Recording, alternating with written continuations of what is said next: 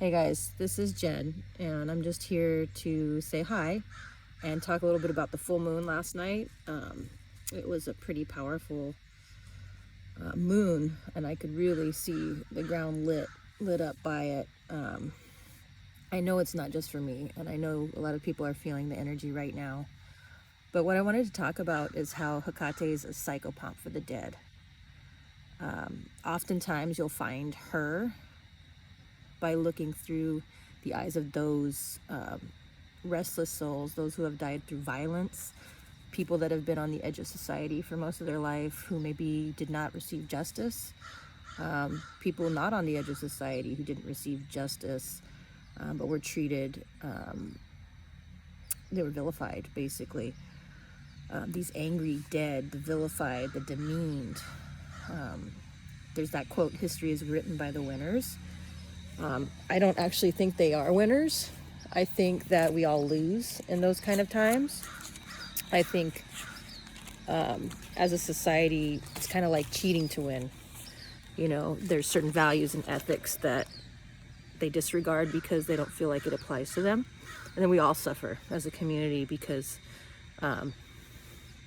history is created by the winners. It's actually written history. And we have a lot of other history that's written in our blood, in our souls, the experiences we share with each other, right? So you might have an ancestor that you relate to that's not necessarily somebody in your DNA bloodline. I do have those, but I also have my affinity ancestors that help with my work with, in particular with Hekate. If you've ever worked with a restless soul, they are incredibly angry. They're scary. It's not something for the faint of heart. If you feel like you're a person who is pretty grounded, you have a good sense of boundaries, then I would definitely recommend this work for you because the spirits need it.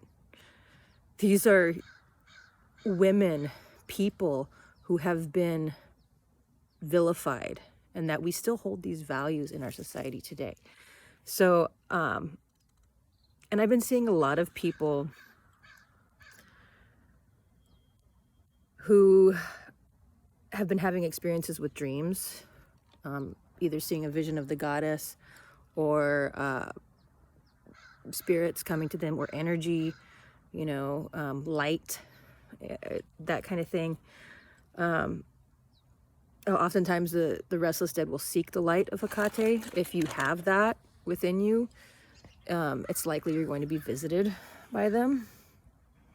So I mean, I see a lot of that in communities, both online and in person, of people who work with Hekate and they get messages through dreams. I'm gonna read my story. I have my little book here, and it's just gonna talk about my dream. It's something I wrote down in my dream journal. This happened over 10 years ago before I was doing work with Hekate. And anyway, I'll just read it. Anyway, so this is about my uninvited guest, spirit in my sleep. And I know this is not an isolated incident, just me. A lot of people have these. Anyway, I'll get it going here. So I'm in bed, laying in bed. And let's see if this tree will hold you. I'm laying in bed, like, I guess half asleep. You can call it sleep paralysis, right? I have had those kinds of dreams. I'm prone to them. I've always had them. Not so much anymore, because I think I've had enough. There's only so much you can take. But I'm going to read this incident to you, and it's kind of intense, so just bear with me. It was intense to experience it, definitely. But this is what I wrote. This was a woman with long flowing hair. She might have been beautiful, but the skin on her face was flayed and floating as if it had been peeling off. She came out of the dark corner of my room. Her gums were receding, and her lips were pulled back. I could hear snarling and humming sounds vibrating the air. I could actually feel, not only hear it, but feel it, like a emanation.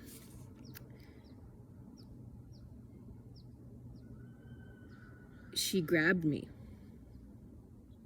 She was on top of me. She was angry. I asked her, "Where is your body?" Because it felt very, like, I was afraid. I was terrified. I've never felt this much fear in my life, really. Not where I couldn't do anything. I was paralyzed. You know, if you look at sleep paralysis, you're paralyzed, but your mind's awake. Anyways, I asked her, "Where is your body?" And she said, "It was eaten by dogs." So I was like, oh shit. Fuck. Should I have asked this fucking question to the spirit? Anyway, so she grabs me and tells me her story. And holy fuck. So I was her. This is how she told me her story. I was her. I was living her experience, and I was held down. I was beaten. I was raped. I could feel the weight of being crushed. I was falling. I was mutilated. I woke up. I was like, I need to get out of this experience. That was plenty. How horrible. What horrible thing you've gone through. That no one deserves this. I was back in my bed, but she's still there. I told her, I am firm in my boundaries that you're not going to have my body. I'm sorry, this is mine. I worked really hard on this body, and I was looking pretty good at the time. But, so I told her I would help her. I would help her move into the light, and in exchange, she would help me when I needed it. I didn't know who this woman was. She just told me her story, and it was kind of really intense, right? It was pretty horrible. I did a quick search online, and I found out her name. And her name was Jezebel. This is the priestess of Astarte and Baal, the daughter of an empire, who was murdered by religious zealots and vilified throughout time. So, with my experience with that, I invite you to look into what spirits are coming to you, because they're pretty terrifying sometimes. They've gone through some shit. I have years of living with that experience, and it's powerful. But when I see, what I challenge you to do is kind of push past the fear, because that being one of the most terrifying experiences of my life, it wasn't really real for me. It was as if I was in some kind of a movie, and the fear was I was not in danger. I wasn't. But it was okay to sit and witness that moment for her and be like, oh, okay. She's been vilified. This is not isolated. You know, so I just encourage you to right now find an ancestor, ancestress, or someone who has passed, who has died violently, who may need your help. And this could be, there's lots of them to choose from, but I encourage you to find somebody by name and do work with them and just guide them to Hekate.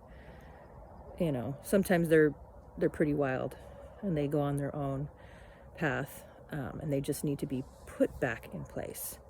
So that's my project for you if you want to do it, if you feel grounded enough to do it and have firm boundaries that no one can have your body, because it's pretty easy to get possessed if you're not careful. That's my story.